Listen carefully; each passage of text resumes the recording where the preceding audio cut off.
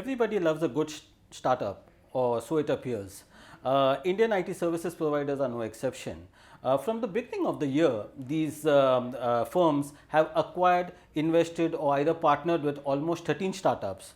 The reason for investing in startups or partnering with them is pretty much simple. SMAC, which is an absolutely new term out here, which is also clubbed as a non-linear technology, which means not related to employee or head counts. That is social, mobility, analytics and cloud computing. Now, not every IT company has the bandwidth or the time and energy to invest in SMAC, or perhaps even find the right kind of talent. But you have a lot of these kind of startups that are doing some amazing work in the field of SMAC.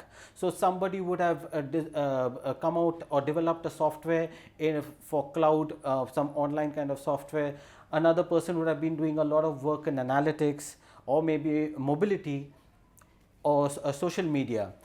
These are typically small kind of businesses which their big IT firms may not even consider investing time and energy. So they simply end up either partnering with these companies or just plainly acquiring them if they feel that there is a lot of business proposition to be done, or maybe it's possible that these startups could turn out to be competitors at some later stage. So Indian startups it is actually a complementary or a symbiotic relationship also. So it is not just that Indian IT companies would need the startups, it is also that the the small little startups would also require the Indian IT firms, for the simple reason that they would get a brand name to work with, they would get a distribution network to work with.